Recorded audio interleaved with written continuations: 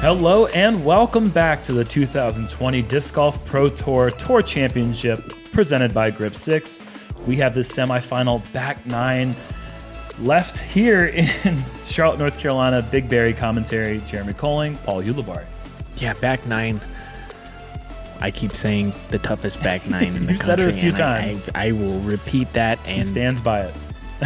And these guys are going to have to do some really great things. Checking in on the score, Calvin Heimburg, he is looking solid to make it into the finals. Kevin Jones also with a really solid front nine, exactly what you want to see. Austin Hannum putting himself in position at 3 under. And then really that fourth spot, if nothing else changes, it is up for grabs. So many players right there at the even, 1 under, 1 over. So many things can happen here in the woods in Charlotte. Hole 10, par 4, 474 feet. It's just going to be kind of a layup 320 foot, maybe 270-ish forehand around the corner, setting up a fairly easy approach. Maybe the only must-get birdie on the back. No, huge momentum into the back nine. This is one that you really need to get. This is playing as the easiest hole on the course. Really is the back 8 holes that we're talking about. There's a front 10 and a back 8. Paul pushing it a little bit too deep with the force, kicking right side. That's going to be out of position. And Eagle going with the FD3, and that's a bit long as well. That's going to be a tough spot. Right. A lot of these players are going to get through the first 10 and then got eaten up by the back. Eaten up. Yeah. Eaten up's the right way to say that. Calvin throwing the right distance, right speed, going with the Firebird. And Ricky's going to match that with his own champion Firebird. Oh, seriously? Go. And that early slip, kicking slipping, right, man, is in the worst spot as far as trying to birdie. And looks like Ricky has actually found some sort of backdoor hole. He's going to go with his champion Monster. And to his credit, these tee pads have seen some rain the past couple weeks, so they can be slippery.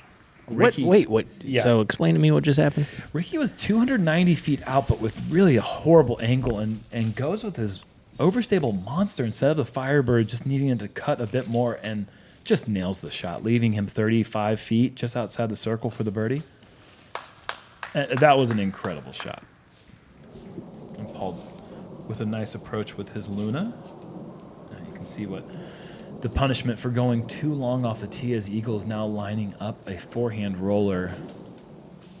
And this is just thrown with too much cut, and that's going to be 90 feet away from the basket.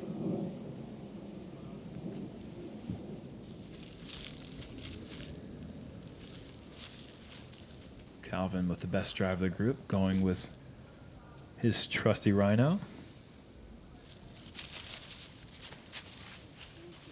And there's something to being on a card where like Eagle birdie's out, he's got a good chance, but like I said, this back nine doesn't really give you that option. Mm-hmm. It really doesn't. No, so Eagle's in a position right now where he's pushing, knowing that he has to do great things, and he wouldn't be doing that in a normal situation. He'd be padding and making sure to kind of pad his game and patch up the things that he's doing wrong during the round. Sure. Maybe throwing more sidearms. Great putt from Ricky. Maybe throwing more sidearms or backhands, whatever's working. So Ricky, what an outstanding birdie that was. That now gets him to 2 under par, and he'll be matched with McBeth as he comes up for his short putt. And like you said, Eagle now is going to be 2 over par with 8 holes to go. And we keep talking about that number at 6 under par. If he wants to get to that mark, he has to do the undoable. He has to birdie the last 8 holes in the back nine to get to that magic marker number. And, at this point, Eagle's hoping for 2 things. A, I birdie the next 8 holes. B, I birdie maybe 6 of the next 8 holes. And and there's other people just kind of slip up and we miss that mark. Right, and it's interesting because in a regular tournament, the pressure of birdieing the last 6 holes and It's not there. It's not there. You just kind of do it. Yeah. To be forced to do it is like to win a tournament. Yeah. And that's tough to do, but these guys do it. But that's not the situation It's here. not the situation. It's kind of the situation you're talking about in the front 9. Who would you put on a 33-foot putt to save the world because aliens, for some reason, are going to blow up our planet if this putt's not made? That's kind of like the pressure these guys are playing with almost on every hole. At least Eagle is at this point. As we go into hole 11, par 4, 651 feet, and this is really the beginning of the tough stretch. Backhand turnover or a forehand semi-flip up are the 2 best plays off the tee. McBeth is going to go with his Undertaker.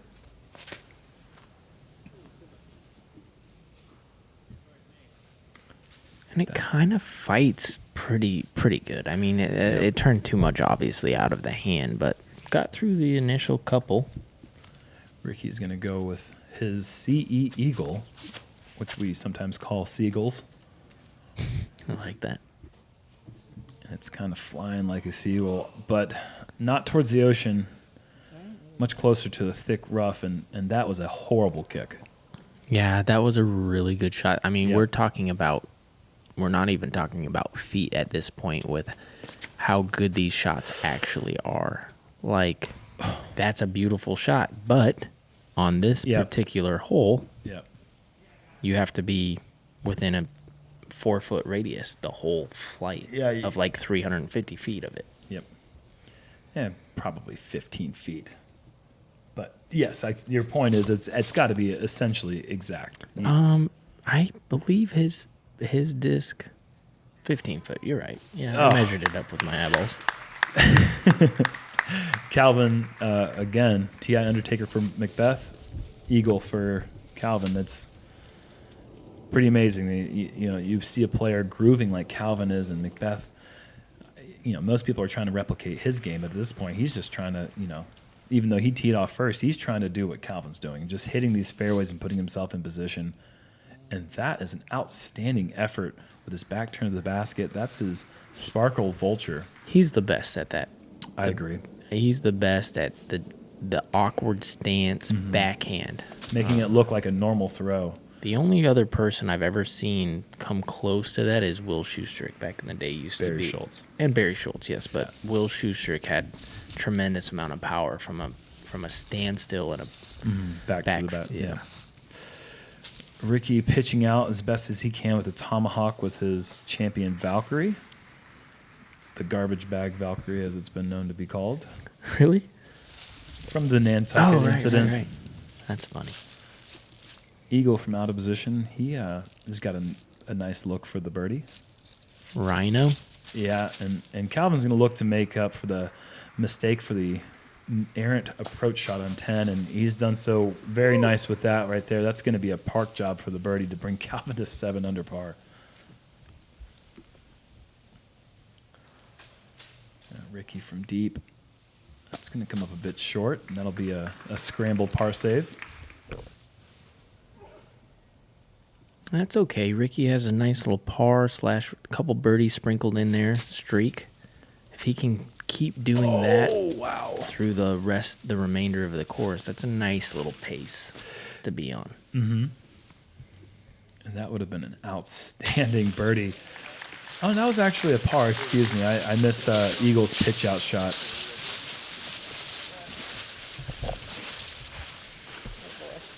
So Eagle remains at 2 over par, and he's running out of holes to birdie.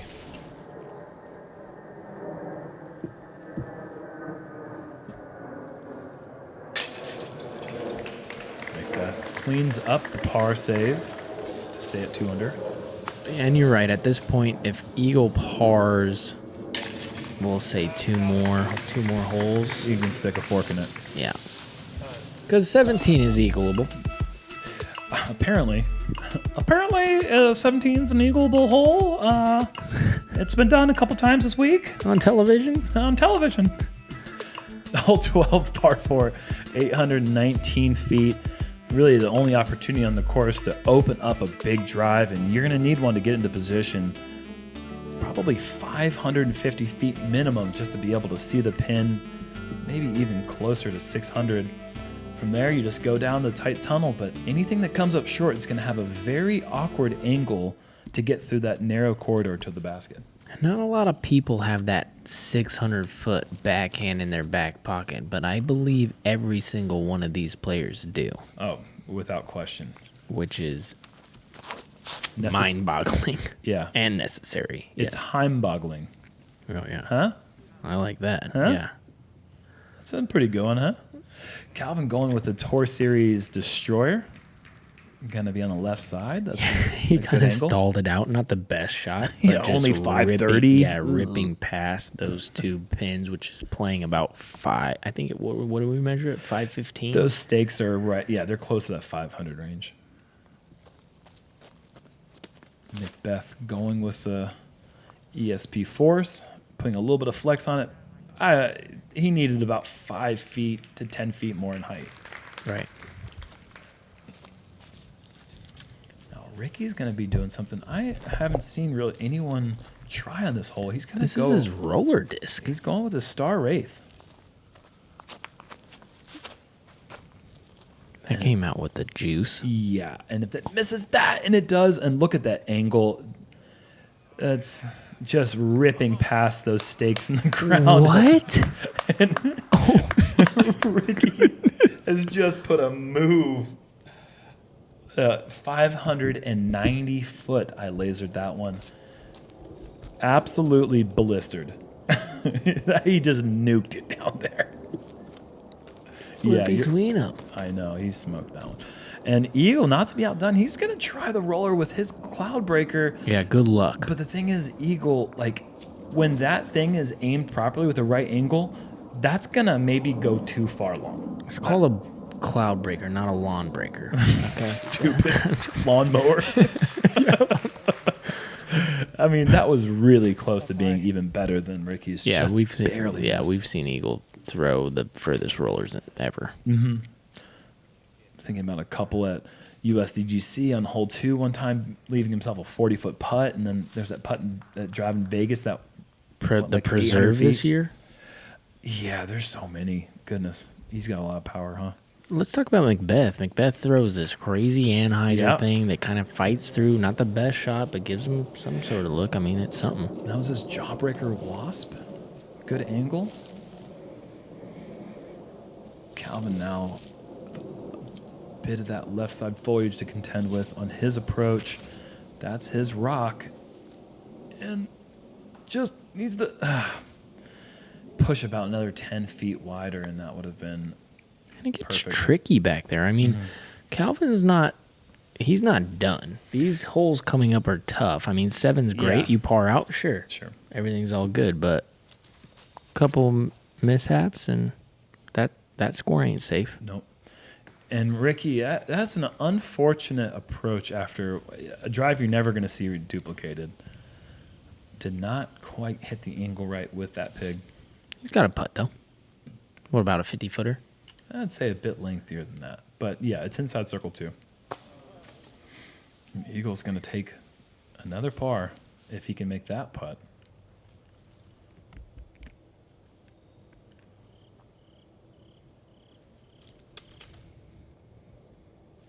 That's a good out with a Firebird.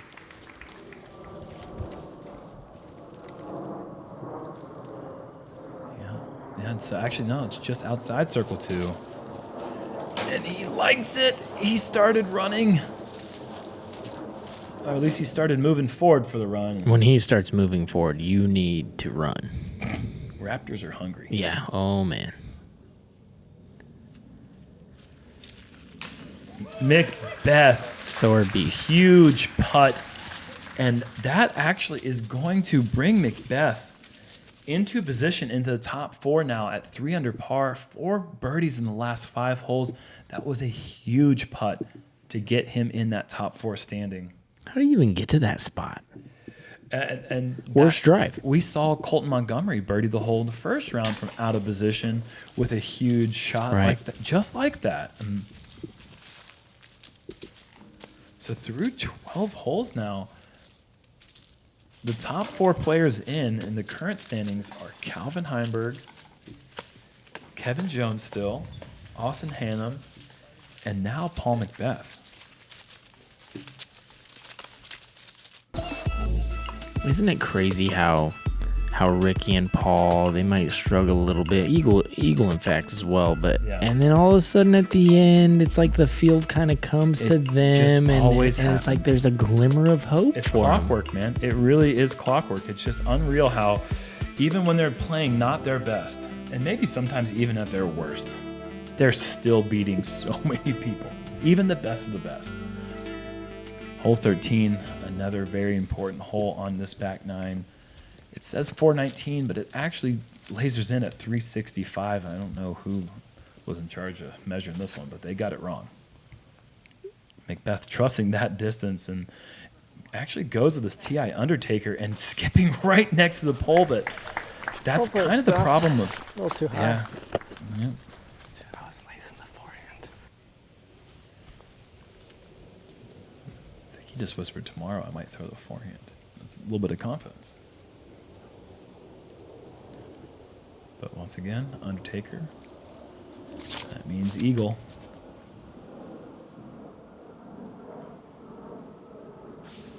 And just to remind everybody, So this is good. the top card of the entire season. So these are consistently the best players on the planet. In the Disc Golf Pro Tour, which was our tour season because the national tour was canceled. So, yeah. And then we only had one major. So, yeah. You made the point, and I didn't need to elaborate on it. Good point. Wow, this feels good. You mean I'm right? This is weird. No, Jerm, you're right. Those other guys too. Ricky going CE Eagle, forehand turnover. Loved it. Absolutely. Right to circle's love it. edge. Yep. Not sure if he got into the circle, but it don't matter. He's got a putt. Ricky's circle's different. Eagle, MD3. That kicks to the left side, and this leaves a lengthy putt. I mean, Eagle knows this has got to go in. We're going to put 49 feet up on the board and count it. Oh, wow. God, it was like it just kind of floated and then just... Like an alien spacecraft, just floated in there ever so smoothly, Do we have to make a ready to destroy the putt? planet. Yeah, do we have to make a putt to save us from Eagle? Is that what you're saying? Are you saying eagles are attacking the planet? Is Eagle going to save us from Eagle? Are eagles aliens?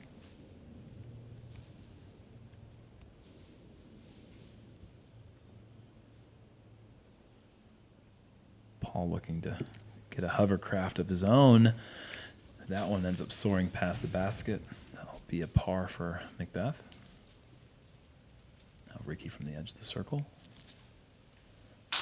And that's another good putt. And now that brings him to a tie with Paul. But obviously, as we've said before, the ties go to Disc Golf Pro Tour points, and McBeth won the Pro Tour in points this season. So any tie that he has for that last spot potentially at the end would go to him.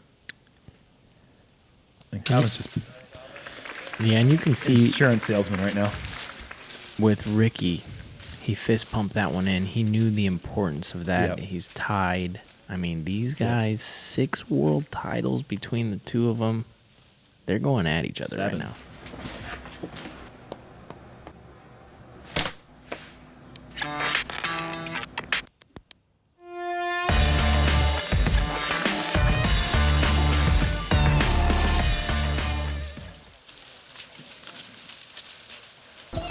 Seven world titles? Yeah. Did you say 6? Have you even been around? What's going on, dude? Hole 14. It's actually 8 Ricky won Junior Worlds, but go ahead. Hole 14, par 3, 415 feet. This is the most important hole left on the course potentially. I mean, hole 18, it's going to come down to the last hole in some way or another. For one of these players, without question, it's going to happen. But this hole right here, you have to get past this one. If you can pick up the unicorn birdie on hole 14, you're putting yourself in a great position.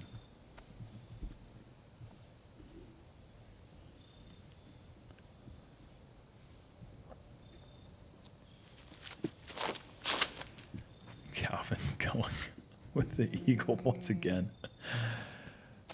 Inside the Now, circle. you can't do that any better, and here's the reason why. Inside the circle. He doesn't hit a tree.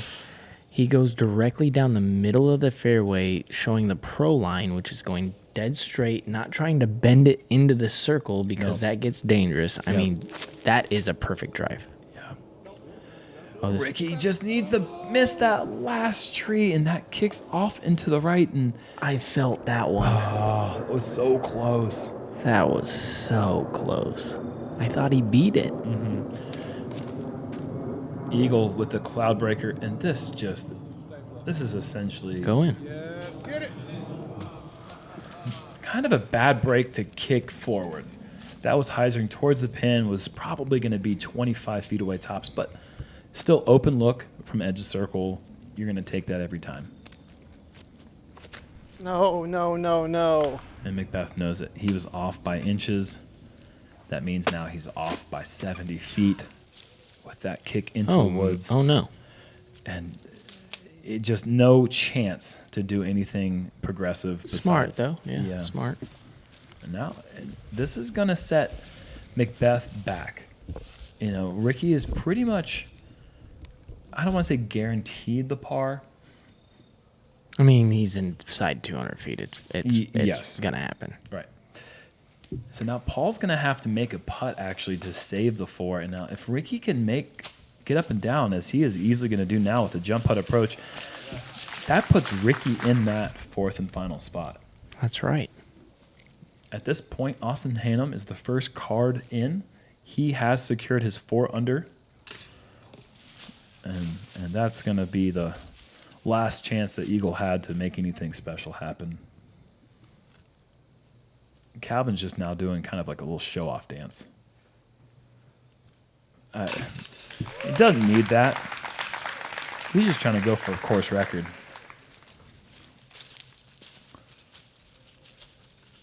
We had early predictions in our first round of coverage saying, you know, what would the hot round be for the week? And we said maybe if a player really gets on fire, 10 down. This is a must-make for Paul. Yeah. And a beautiful putt. That is not a formality from that distance. Straddle putt Nope. through the trees for a bogey. I mean, that's still an impressive putt. And it was a bit on the left side as well. Got the height right, got the speed right. Just a nice catch from the basket. A good putt overall, but he's in for the bogey now. He's at 2 under par.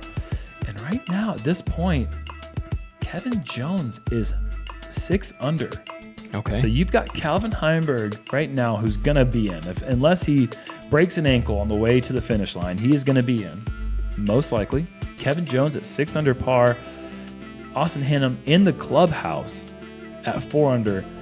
So McBeth knows right now with 4 holes to play, at the very minimum, he's going to need 2 more birdies and these very treacherous last 4 holes.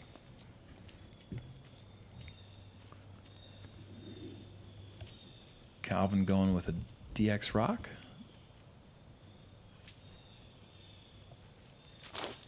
Just throwing the disc so well. Right through those gaps are small, right through them, though. This, of course, favors anyone that can throw it straight, and Calvin is just straight as an arrow right now. Ricky going T-Bird 3. And this is, the pressure's on Ricky right now as well. He's got to get a birdie. Oh, boy. And that was Is fortunate. that the Mando? He made the mandatory just barely and kicks back to the middle of the fairway. That was that could have been a lot worse. Okay. Manageable from there for par. Mm-hmm. And look how soft Eagle goes with the essence. Just the essence of touch. That was just Beautiful. so buttery. 321 feet uphill, and looks like he just didn't even release the thing.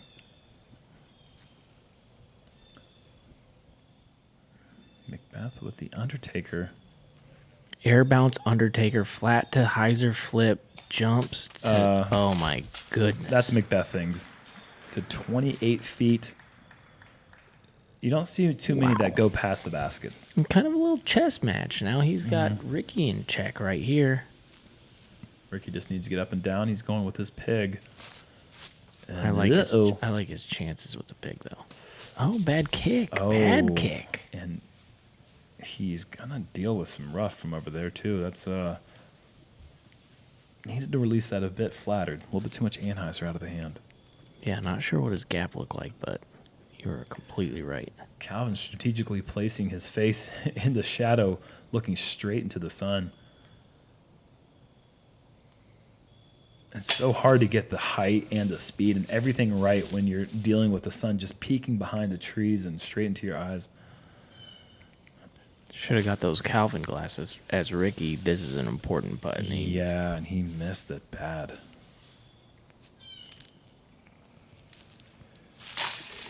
Eagle, a nice birdie. To get to even par, that says a lot about his fight. He's still out there trying to do the best he can, of course. And he birdies 16, Eagle 17, birdies 18. He's in.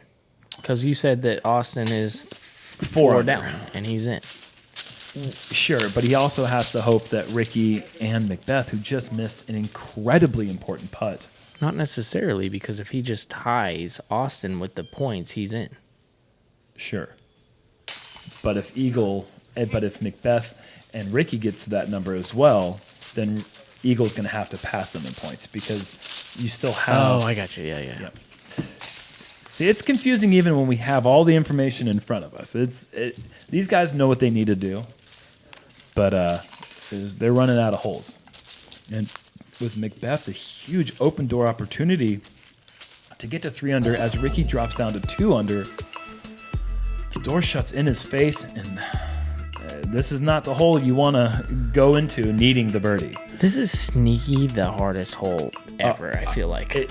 So for the longest time, I kept stats in all of the Charlotte rounds that I played, and this always came in at all the holes in Charlotte as the hardest to score par on in the entire city.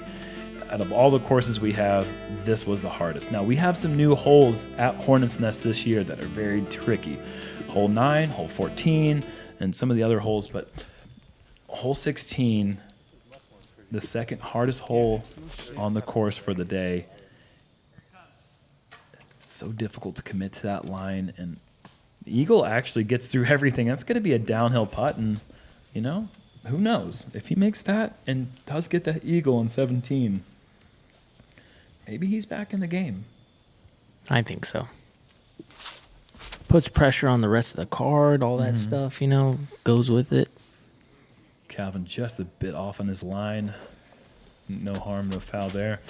It's going to, wherever that kicks to, Calvin's just going to need to pitch up and take a par.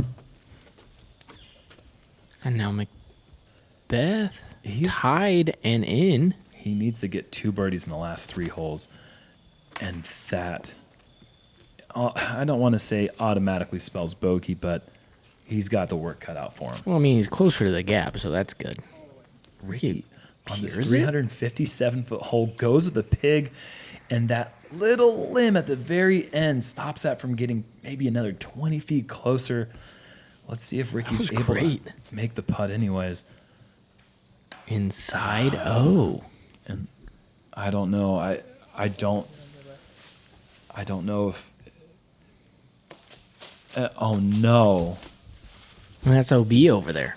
And he has found it. That's it. That's it. McBeth he's not going to make it. Even if he makes that. No, it's over. I mean, it just happened so quick. I can't even catch my breath, and it just happened so quick.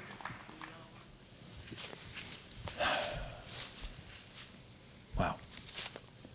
So, Ricky, this is a huge, huge putt. Off the top, he knows the importance of that. Meanwhile, while this is happening, the 230 group is on hole 17, the par 5. As Eagle hits that a bit high, needed that one. He knows it. Kevin Jones off the fairway, through 6 shots. He's off the fairway, pitches up, and finally taps in for the 8. Triple bogey, taking him from 6 under par to 3 under par. Now, that's important because now Ricky Wysocki, who makes the par, is only one shot back of tying for that 4th spot in. Obviously, Kevin still has hole 18 to play, can maybe get a birdie on the final hole and get that number back to 4 under. But Ricky in this situation has got to check scores and know that he's either going to need a birdie 1 hole, this upcoming 17, to get to that 3 under mark, in which case he would have the points tiebreaker over Kevin Jones. Or if Kevin birdies 18, he's going to need a birdie 17 and 18. But the one thing Ricky can control from here on out is his own fate. If he birdies this hole, he's in a good position. If he birdies the next 2, no matter what happens, he's in. And I like his chances on this hole. Not the longest hole, 727 feet, but yeah, the Boeing 727. It's not that long for a par 5, but it is a narrow fairway with brutal kicks to be had everywhere. We did get to see the highlight eagle from Ezra Adderhold first round and the somewhat highlight eagle from you in practice round, but this hole has punishment written all over it with any shot that's slightly off. yeah, I mean, it's all about the drive here. If you can get, let's say 410 without hitting a tree, 410, you're looking pretty good. Eagle needs the eagle. Good second tree. Sure. Tour Series Destroyer, and of course, why not throw it hard when you're at 9 down? I mean, just someone needs to do something about this guy's game. Check him for He's steroids. too good. Just unfair advantage of skill. Hole. Get left. Ricky knows. Sit. Sit. Kicks Just sit. All right. right. That got through a lot. It got through a lot. That right side is pretty much a protected wall all the way down, though. He's going to have to get creative. Yeah, but I feel like you can throw from there. He's going to need to throw it about 250, 270 to get to the corner. Correct? He should be able to do that. Yes, something like that. Eagle with a really nice hyzer. And if you play this course, you know how small this landing zone is. And from being that far back, that really is a very well-placed shot. Ricky's looking tomahawk with the Valkyrie. He's trying to figure something out. He's got to scramble and make something happen here. He needs the birdie right now. And he's going tomahawk, and that connects early, and he's going to be out once again. Now he's looking at the Star Destroyer, and you can see his eyes are just scanning everywhere to find something. And Didn't heard an initial tree. it kicked really far left, but it continued going forward. But he's going to be 200 feet away for the birdie. Well, that's okay. Par birdie. Yes, if Kevin doesn't birdie. If Kevin birdies, then Ricky is going to be left with one chance, and that's an ace. And Eagle, that was so close. He was convinced that was in. And seeing that from the catch cam, I can see why. That was incredibly close.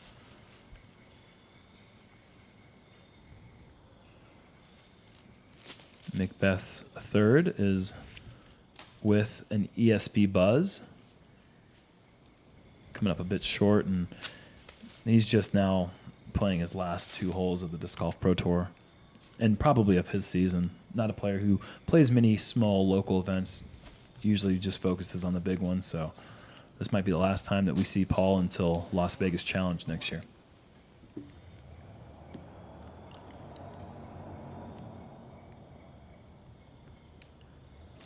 Eagle missing that one. And we actually had a situation there where Calvin and Ricky simultaneously threw their approaches. So you didn't get to see Ricky's approach, but he put it really close to the basket. So he's going to save his par. Calvin somehow scraps out a birdie. I mean, he threw a perfect drive, but then kind of goes tick, tick, not that great of an approach, and then still makes a putt. And now he's at the double digits. What a round. 10 under is just unbelievable. Bogey free.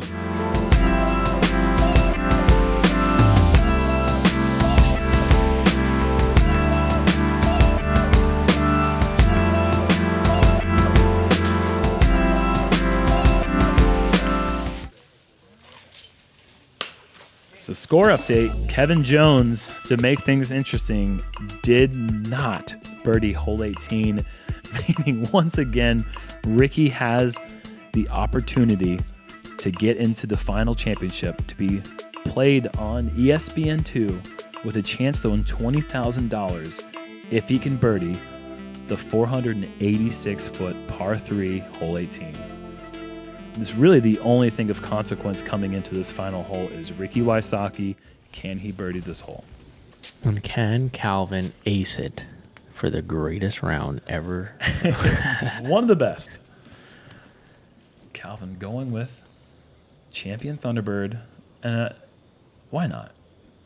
Give the fans something at home to cheer about. As if their hands weren't sore enough from clapping. This is good. Oh my gosh, how did that miss? Almost goes in. And you know what? Out of bounds. The first mistake of the round. Yeah, bad mistake. Just a horrible shot from Calvin Heimburg. What an incredible round. Truly well-deserved finals placement for Calvin Heimburg. An incredible season. It's not over for him. This player, however, will be going home and working hard on his game, I'm sure. And This will be fun to watch. Eagle going with the cloud Blakela. I don't know why I decided to stop learning how to speak good. Well, let's move on. Me get gooder at English sometimes. Okay, serious. This is the most important shot that we've seen so far in this tournament. Really? That's your shot? And he knows it. To say disappointing is an understatement. He can throw that in. He can putt that in. He's going to put it in, and he's climbing into the water as a sewer drain actually got opened up somehow and flooded this little area of the course. It's got to go, and it's just coming up short, and that is just, to say disappointing is just the biggest understatement of the year. I mean, this card had plenty of opportunities down the stretch, and that's just the way that it is. That's the way that this format goes. Is you post a good score early, and the pressure is different. It's on this card. Calvin saves the par, and will be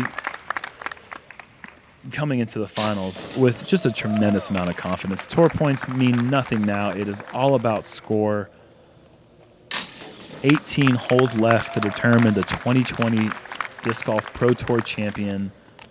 You're going to see it all unfold on JomezPro and on ESPN2. That is a dejected Ricky Wysocki, and they all tried their best and just didn't quite go everyone's way today, but one player really was head and shoulders above the rest of the field. Hats off to Calvin Heimburg, and guess who also made it into the finals? We didn't mention his name much, but Chris Dickerson at a 5 under. Austin Hannum 4 under, Kevin Jones 3 under. Who would have thought that 4 under and 3 under would make it to the Pro Tour Championships? They did. That's how this format works, and now it is all left to these 4 players. Thoughts on that round, Paul? Well, I'm just glad that you were here. It was hard to keep up with it, all the moving and shifting, and I mean, Jeremy, you did great, and so did these players with their play. Getting to the final round, $20,000 on the line for the world to see. I can't wait to see. My palms are sweaty just thinking about it, and it hasn't even happened yet. I cannot wait to go out to the course tomorrow and watch it all unfold. Make sure you tune in tomorrow to watch all the action. Don't check Instagram. Don't check Facebook. Don't watch any of that stuff. You want to watch that unfold on this channel. The Founders Club knows what's what. They've been supporting the action. We appreciate you. We're going to see y'all tomorrow.